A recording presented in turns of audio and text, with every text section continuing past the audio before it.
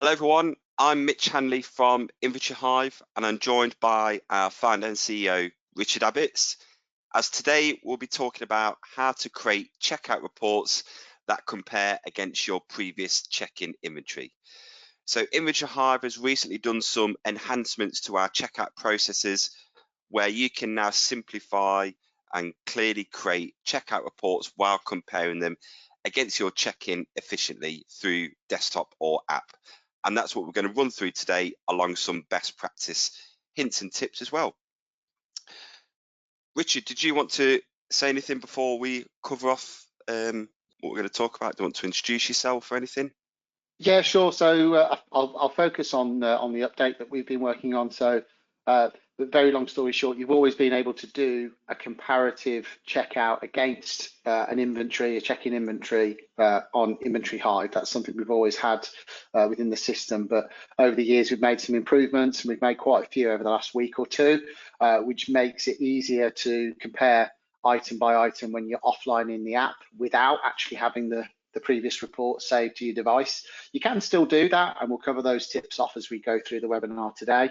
And it's also worth noting as well, you don't need a previous inventory on Inventory Hive to do a checkout. You can do it standalone, but of course, it is much better to be able to see the original description, to see perhaps if the tenant commented on something during their check-in process via the paperless feedback that we have in the system, and then of course if you responded to them. So when you're doing a checkout, you'll actually be able to see potentially 3 separate descriptions or comments based on any sort of paperless exchanges that happen between the agent, the landlord, the inventory clerk, and the tenant. So we're going to cover that stuff off today. So on the back of the update that we've recently pushed out. Nice, brilliant. So yeah, so as Richard touched upon, what we're going to start with today is what does a robust checkout report usually contain? We're then going to show you how to set up a checkout report to compare against the original check-in inventory on Inventory Hive. We're going to show you as well how to view your comparative check-in report descriptions and photos in offline mode, but stay tuned for that one because there's some quite important sync settings as well when you put the app in offline mode to make sure you capture those as well. We're going to show you what you typically include in your checkout report as well, how you can obtain feedback on your checkout report from your tenants, and finally what happens when the report has been completed. So the first step is to have a look at what a typical robust checkout report would contain. So I'm just going to head out to the example on our website. You can find some sample check-in, check-out interim visits on our website if you want to view them at any time. But yeah, this is a typical checkout report. So Richard, I know you said you wanted to add some comments to this. So yeah. Yeah, sure. So I suppose, I mean, this is stating the obvious really, but the whole purpose of a checkout is that you show before and after. So what we're trying to identify here is any changes in condition and cleanliness, perhaps identify any maintenance issues. I mean, you can go as far in the report as to identify the responsibility as well.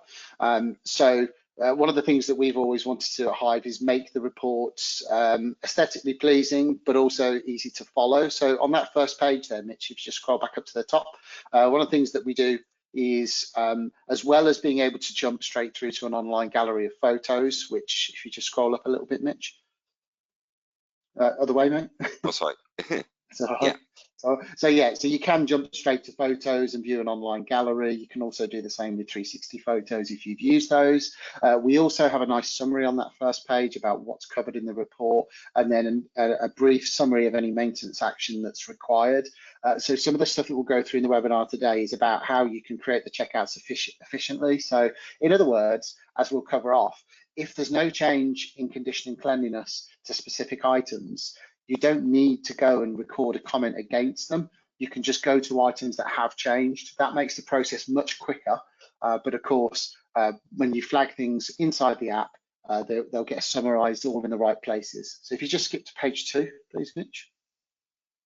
In terms of report information as well, if you put any general notes about the report, maybe in this case, previous date, October 2020, you can see that pets are permitted by the landlord, and then there's some new comments on the 6th of May. So that's something that we automate when these PDFs are generated. Anything that's been said before and after, the before shows on the left, and the current description show on the right.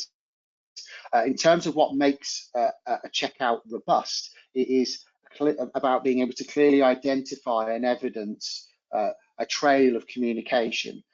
So in some cases, it's just a description, or in this case, as you can see on here, meter readings. So you'll have your meter readings before and after shown in that comparative report. If you just skip to page 10, please, Mitch.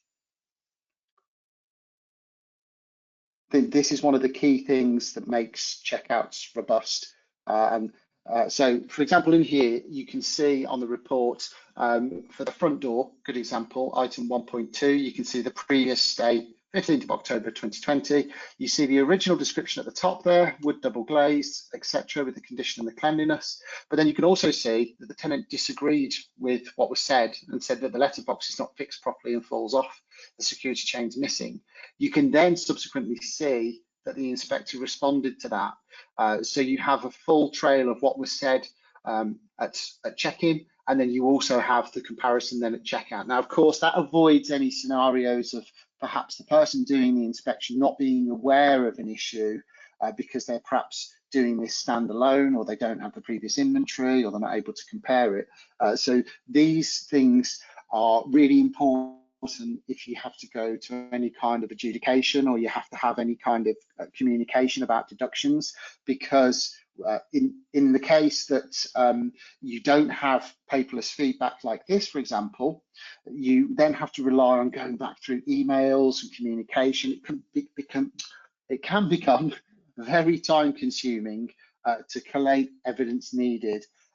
So the whole principle behind Inventory Hive, of course, is you get that paperless feedback at the beginning, which massively reduces disputes at checkout. But of course, when you're using the app out in the field, your inspectors are going out creating reports. They want to be able to see all those comments whilst in an offline state, so that they can do that direct comparison. So that's what makes a checkout robust, having clear audit trails, clear descriptions, a good inventory at the start, and then clearly defined at checkout.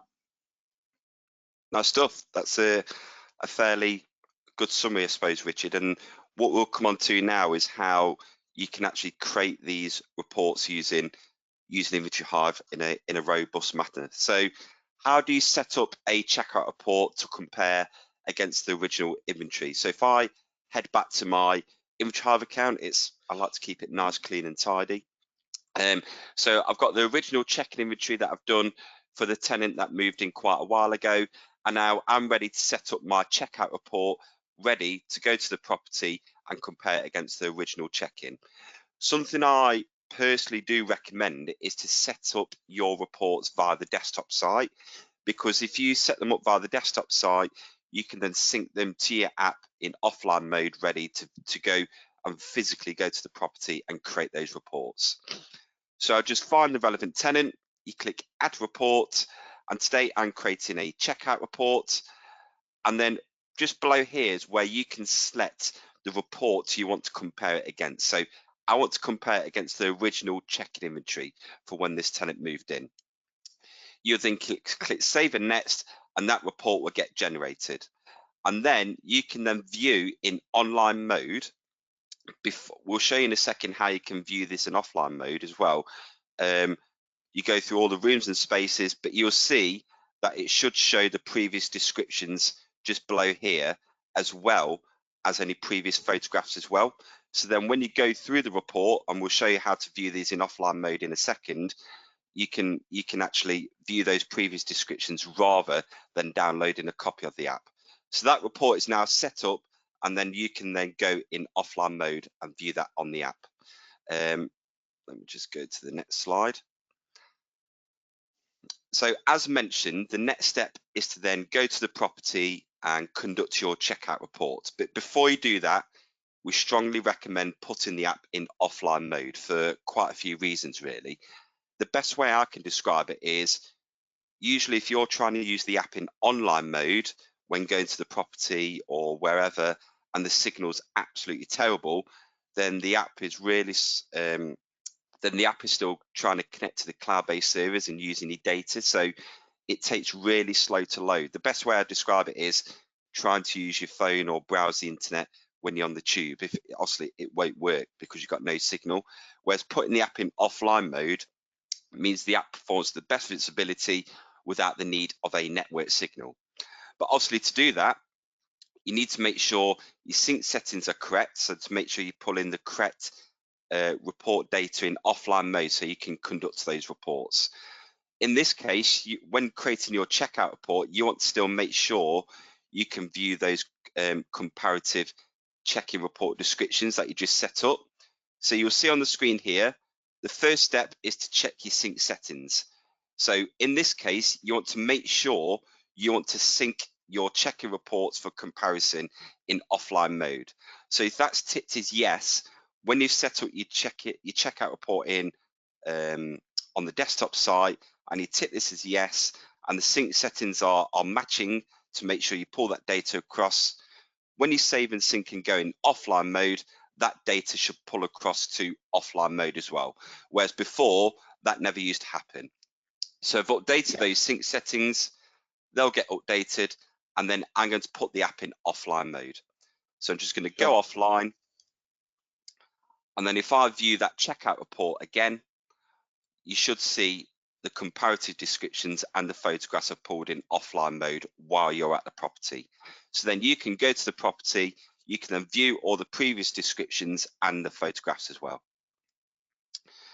Yeah, so I'll just to add a little bit to that then, Mitch, so some simple steps there just to summarise. So as with any report type, preparation is important. So best practice would be set up your checkout report whilst you're online, because of course when you create that checkout report, it will then pull across information from the check-in inventory. So you can either do that on your browser or on your laptop. You can also do it in the app while you're online if you want to do it that way. But once you've created it, then it's a case of making sure that your sync settings are set to pull across that check-in information. So you just simply say yes to that. So top right-hand corner in the menu, into sync settings, and then choose the option yes, and then that will then pull across that check-in inventory information along with any tenant comments and any responses to tenant comments that may have happened when the original inventory was produced. Nice stuff. So what do you typically include in your checkout report? So Richard touched about it earlier on about there's no need to include absolutely everything in your checkout report. There's no need to go through every room, every piece, every item and record those. All you'll typically include is any, would you say, damages and defects, any maintenance issues and any deposit deductions as well, Rich? Would you agree with that? Absolutely, and as is the case with this, it could be personal preference. It may be that the inspector that goes to the property, their responsibility is to highlight maintenance issues, flag all the issues, record any changes. You can then subsequently decide later on whether, who you attribute responsibility to. It doesn't all have to happen there and then inside the property. But of course, recording the relevant information and taking the photos is important. But I think the message here is when you walk into a room, have a look around and look to identify any possible issues. So if you go in the room and did a quick sweep and noticed that there was a stain on the carpet, or there was a hole in the wall, or the oven was filthy, what you would then do in that room and space is go straight to that item and then have a look at the original description, have a look at some of the tenant comments that were made when they moved in, and then of course you can decide then whether you want to record a change in the condition and cleanliness. So when you're inside the app, as you are at the moment, Mitch, if you just scroll back to the top. Sorry. That's all right. So you've got their previous description, so free of grease and food residue, seal intact, and door hinge functioning smoothly. You've then gone into that, and what we will do is we will always populate the previous description in this box here as well. But it's very simple for you to just hit the clear button. If you just scroll down a bit, Mitch, hit that clear button there, and it will wipe the text and allow you to put new text into that. And that's a really quick, simple way of changing the description. And then once you've done that as well, one of the sort of quality of life improvements we've introduced is we've got a show and hide function in here now as well. So if you just go back up to the top, Mitch, when you added your description, you can hit on that and it will then reveal photos. And that's a really nice way of going through the sort of four steps that you take inside this description mode. Also, you go description, then you can go to your photos just by hitting on the tab there. It will show and hide that, and then of course you can go in and change the condition of cleanliness. Once you've done that, it's very important that you check the box in the bottom right corner there that says include this item in the report. So when you check that, that is that hitting that button is what will make it show in the checkout report, because as we said before, you don't want to show line by line every single item from the check-in unless of course something has changed. This report should be purposeful so that you can show those changes.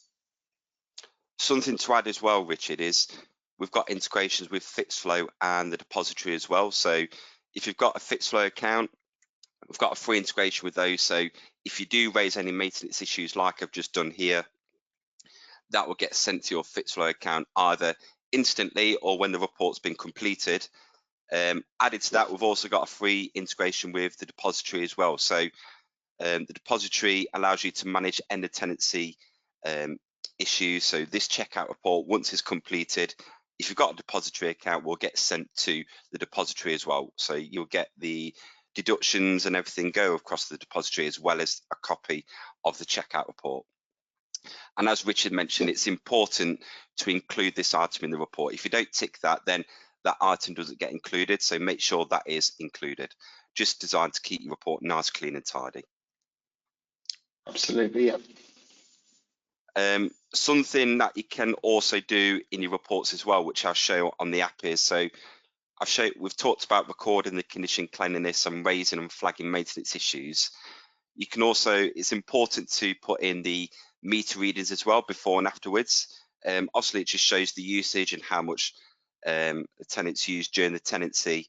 And also, do you find as well, Rich, that the main reasons for recording this, because there could be a dispute about meter readings as well later on down the line? Absolutely, yeah. I think meter readings are quite a hot topic with the way that energy prices have gone in over the last year or so. But it is really important as well when you're taking those meter readings that you're actually getting a like-for-like reading. And some meters, you have to press the A button, some you have to press the A and B button and so on. So this is just a general tip really. Sometimes if you're not sure, because of course the numbers should be matching, you should be showing the kilowatt hours. If ever you're not sure, you can just go to YouTube and type in the name of the meter and show how to get that reading for that meter. Yeah. Sometimes it's very straightforward, but obviously the way things are nowadays, it's really important to make sure you have that. And obviously when you're in the utility section in Hive, it's very straightforward to just add that updated reading into it. I know we're just showing you some stuff on the desktop site, but you can also do some nice tips as well on the app. So the interface on the app and the desktop site is very similar. You'll see on the screen recording here that we've got a voice dictate button. So I've just voice dictated that text in the box there, as well as highlighting it, bold, underline, etc. So all those features are designed to enhance or highlight anything specific in your report. I've also just shown as well. Sorry, Mitch. If you just go back to the start on that there as well. So just to add to that, if you hit play on that again. So when you're in the description box here, when you're doing a checkout, 9 times out of 10, it is best to dictate. It's often quicker than free typing, so you can go in and then use the dictate. But you can also press the highlight button as well and then dictate. So when you start talking, it will highlight your text for you, which is really useful, because often when you're doing a checkout, it could be something really specific that you want to say. So it might be that there's a stain on the carpet adjacent to the front door or something along those lines. We do have the drop-down options in there and they can be quick, but often with checkouts, it's about being specific. And obviously you can free type that if you want, but we often find that using the voice dictation is the quicker method in helping you to achieve that. As long as you've not got a really strong accent and your device can't understand what you're saying, or you're slowing your words. But yeah. Yeah, absolutely, yeah. as Richard touched upon earlier as well, you can download a copy of your original check-in report to your device if you want to. I know we've shown it here how you can view your comparative checkout descriptions and photos in offline mode.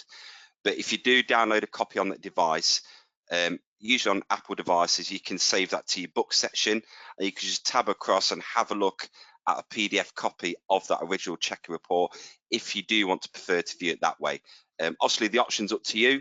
You can view it this way. You can see all the descriptions and the PDF copy on your device, and you just toggle back to the app if you want to and add your descriptions in. Yeah, and I think just to add to that, Mitch, I think it's a personal preference thing. I think personally, if I'm doing a checkout, I like to have a copy of the previous report. That's something I do before I leave the office to go and create a report. Because the beauty being, you've got your PDF there, you can quickly whiz through the pages and you can pinch and zoom, and it also allows you to quickly see your list of descriptions for that room. As I say, you don't need to do that now with this update because you can see it item by item, but I suppose the downside to that is you do have to save and next through and quickly see the description. Yeah. Unless, of course, you just visually can see that there's no issues. So it is a case of personal preference, but you don't need to do that now. One thing I would like to show, though, Mitch, is if we could just jump back onto the browser version. Yeah. And then just quickly find an item where we had some tenant feedback at the start of the process. Do we have anything? Yes, I think I do. 1 second. Let me just have a look at the original check-in inventory. We didn't. I've thrown you in the deep end here because we didn't plan to show this, but I think it is a useful thing for us to demonstrate if we've got it. Yes, the front door of the entrance hallway, yeah. Front door of the entrance hallway, just go to that because this is a really good example of showing that trail of communication. So you see there that we've got a new sort of drop down option at the top. If you hit on that, you will then see that the information provided by the tenant. The tenant said there was a scratch on the front door and the inspector agreed. So if there is a scratch on the door, when you're doing your checkout, you know that that's something that was already there. It was like that before the tenant moved in. So that makes your life a bit easier in trying to decipher what was said and when.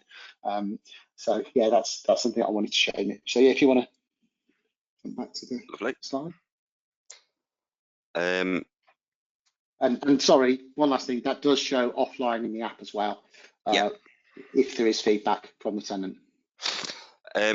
Once you've done your checkout report, usually there's a bit of, I'm just trying to think of that word, there's a few options where you can complete off your checkout report and either get tenant feedback or just complete it off or negotiate. So the three main ways to finish off your checkout report is just complete the report without any feedback and just get it signed off. The second way is using Hive's paperless process for tenant feedback, which we'll show you a little bit more on the next screen. Or something that we do particularly recommend is to turn the report into a PDF and then have like a conversation or negotiation period with the tenant, show them what problems that might have arisen in the checkout report, any deductions that they might be responsible for. Then once you've had that conversation with them, you can then redraft the report again and make any more additional changes. Like, for example, I don't know if you've got any examples in your head, Rich, where So I think the thing is here, obviously it's always a sensitive issue if you are suggesting to the tenant that you want to take some deductions from their deposit, and therefore we found, generally speaking, it's perhaps the more popular way of doing things. I mean, you can of course use that paperless process, which will go over to the tenant. The tenant can then see that you're suggesting there's a deduction, they can add comments in it and then come back to you. But I think sometimes that can be a bit cold. In terms of that communication with the tenant. Providing you've got a robust inventory that's got any feedback recorded via the paperless process from when they first moved in, and then you've got a clear checkout, it should be very black and white, what it was like before, if there are any issues that were missed during the inspection that the tenant raised, and then any responses. So you should get less pushback if you do need to make those deductions from the tenancy deposit. But you can use the paperless process for that, or of course you can use turn it into a PDF, send it over to the tenant, get them to have a look with it, have a quick conversation with them, because sometimes that can make make that process a little bit smoother. It's less cold, but equally, that's why we integrate with platforms like Depository, so that those communications, it sort of takes the emotion out of that process. So yeah, it's important to note that. One of the things we did just mention there is about the tenant providing feedback on via the paperless process. So typically they'll get an email sent to them of their checkout report, like you'll see the example on the screen. So this is what the tenant would receive. They can feedback on mobile, tablet, or desktop. They can see basically what the inspectors added in the report. So they can have a look what's been added in. They can see what tenant responsibilities have been added in by the inspector, and the tenant can have a look at those and add any comments and agree or disagree with that if they want to. If they agree with the comments, they just leave the answer as yes. There's a question that says, do you agree with the provided details for that specific item? They can have a look at those photos took by the inspector. If they disagree with that, they can hit no. They can put a comment in there and say, this was like this when we moved in. But obviously, if that was highlighted on the original check-in inventory and the evidence is there, then obviously the tenant can't really dispute that if that has arisen. Exactly right, and that's why, Mitch, as well. Some of our users will create the checkout, turn it into a PDF without requesting the tenant's signature. They'll send it over. They'll have a conversation, confirm a reasonable amount that they're happy with, and then they'll redraft it and send it out via this paperless process to get the tenant to sign it off. So it's not going out sort of out the blue. Oh, we'd like to take X from your deposit. It's based on a conversation, and then things are forwarded over that way. But it is down to personal preference. Some just use the paperless process straight away. Some just turn it into a PDF and don't use a paperless process. But there's flexibility in those options, and a good approach, if you're not sure which one you think works for you, is add yourself on as a dummy tenant, and then have a play around with the checkout report and get it and send it over to yourself, and then have a look at that process so you understand what's involved. So what happens when your report has been completed? So I'll just jump out of this screen here. So when any report has been completed on Inventory Hive, it goes as green, just like it is here. You can download it as a PDF if you want to. So you just hit the download button, click recommended, and that will download a PDF copy of that report.